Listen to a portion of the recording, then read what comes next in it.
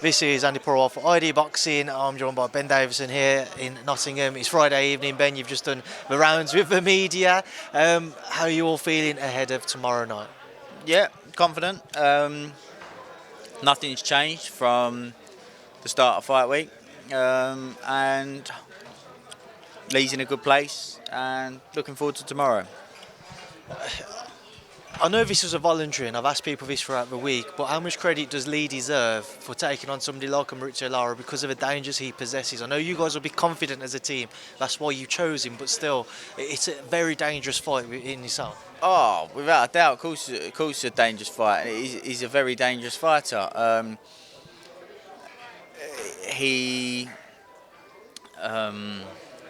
We know that he's going to be dangerous early on. We're fully aware of that. But if he comes out winging and starting extremely fast and he's reckless early on, he's going to leave himself exposed as well, because Leigh Wood is dangerous as well. We need to not forget that. Not taking nothing away from Fury-Usyk because he's, a top fighter. But he got hurt by Emilio Sanchez in the second round, head and body.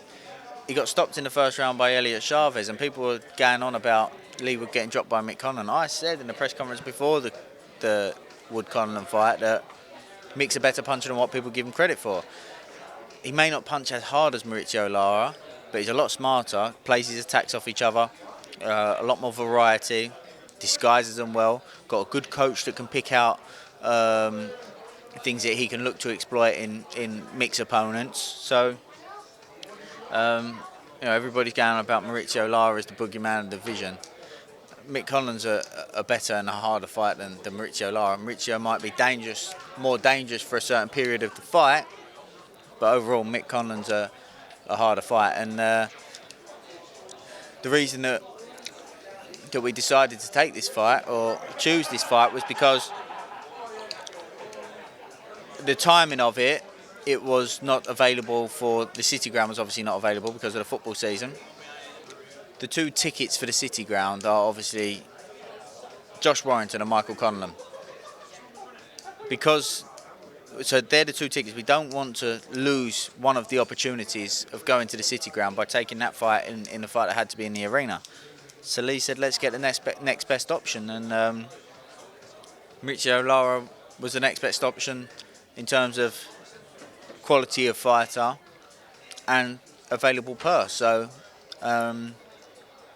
look, they're all dangerous at world level. They're all dangerous. I guarantee if you ask Josh Warrington who punches harder, Fury-Usyk or Kiko Martinez, I guarantee you he would say Kiko Martinez punches harder.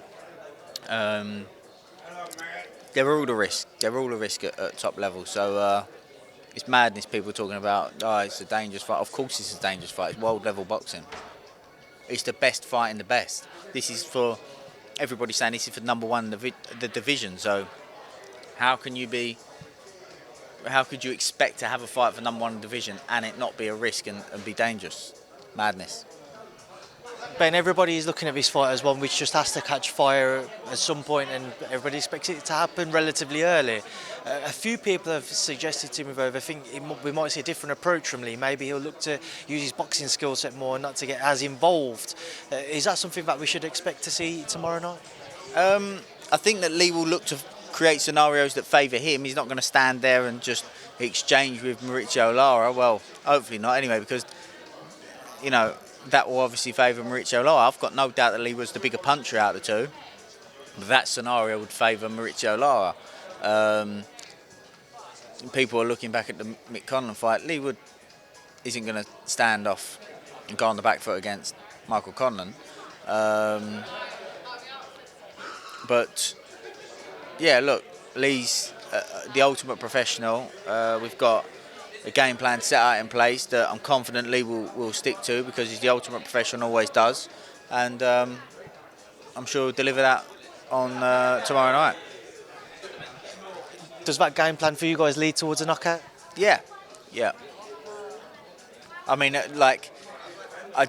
for this, there's not room for details, and people say, he's going to box. That means you can't fly around the ring against Fury-Usyk because you're just going to give him momentum after momentum after momentum, and the pace will shoot right up. As I say, Leigh will create scenarios that we believe will lead to Lara being reckless and Leigh being able to capitalise on those scenarios. Ben, the weighing today, it seemed to kick off a little bit on stage when Leigh was on the scales as he was about to step off. A member of Lara's team kind of pulled him and said, it looked like he said that he doesn't think that he made 126. So Maurizio coming at 56.88, which is like 125.4. Leigh coming at 57.1, but the scales were flickering for both fighters. I don't think they ever actually settled. And the coach was saying, but they announced Maurizio as 126 when he came in at 56.88. So I think the coach has seen Leigh at 57.1, thinking, well, if that was 126, a bit of confusion there. But no, obviously, the guy showed him on the board that 57.1 is under the limit. So I just want everybody to know that if they do catch a wandering eye, it's because Royston Barney-Smith is about to fight on BT, and I promise you that when he does enter the ring, we'll hold this interview and pick it back up after. But just whilst he still hasn't made his ring walk, you mentioned the potential Josh Warrington fight next. Has that been spoken about as in terms of it's pretty much there, provided tomorrow night goes to plan? Yeah, it's the details are to be agreed, but it's pretty much almost agreed. So,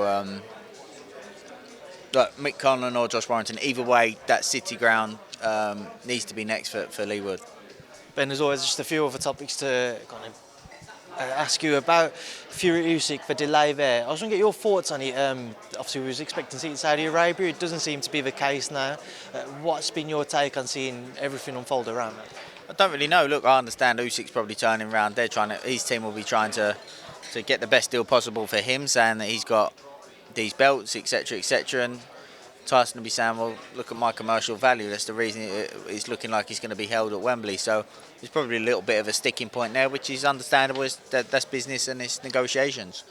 As obviously somebody who previously worked with Tyson, do you believe he deserves a bigger share of a pot in the undisputed bout? I don't know. Look, I'm not into. I don't know what the numbers are and all the rest of it. So I think it's best to leave that. The thing is, people start to comment on things that they don't really know about. I did work with Tyson. I knew then, but I don't know.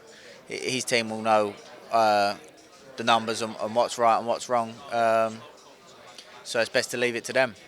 People look at that fight, Ben, and a lot of people favour Tyson quite significantly in it. That's not to discredit Alexander Usyk or the skill set he possesses. It's just because of how Tyson has just gone from strength to strength, and everybody knows that with Tyson, one of his greatest strengths is he knows how to use his height and his weight and his reach to his advantage.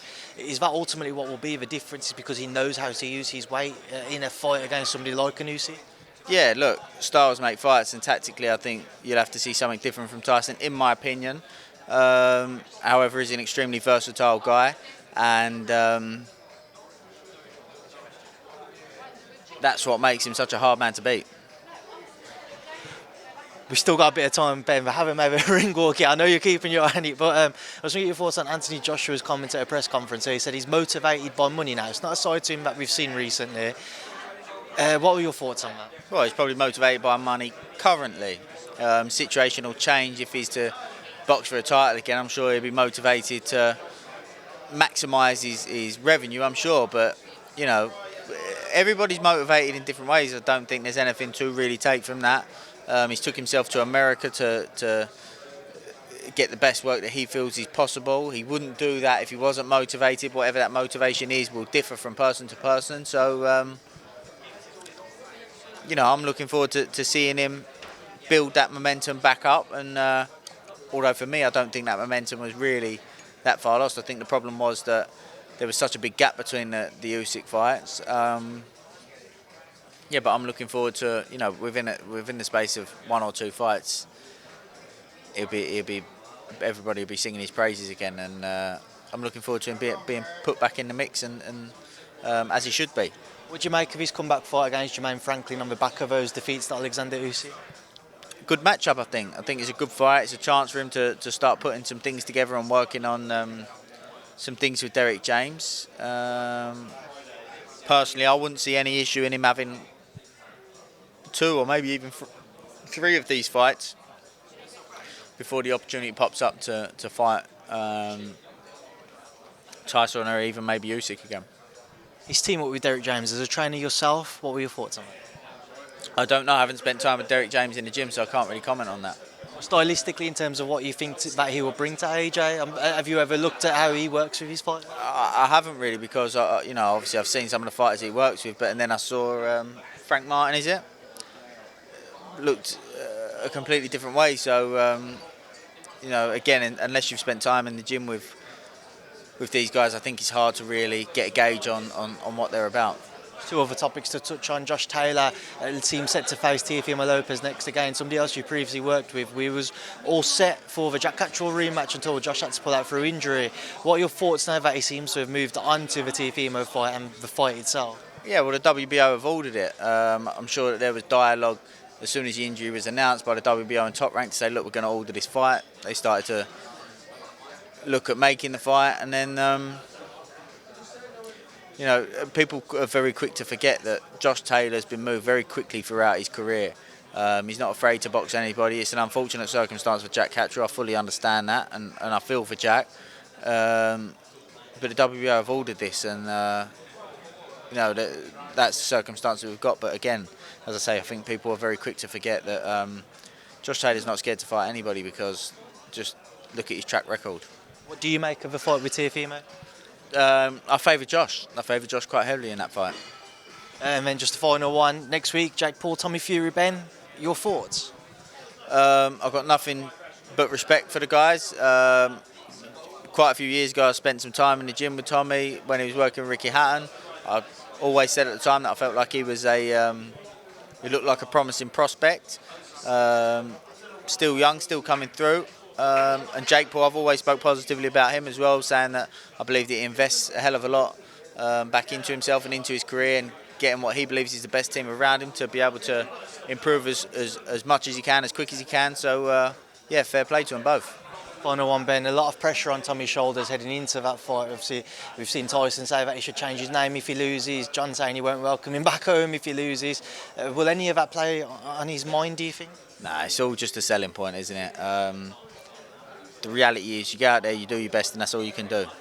Right, Ben, I'll leave you now to obviously watch Royston as he's about to make his walk, so thank you. No problem, thanks mate.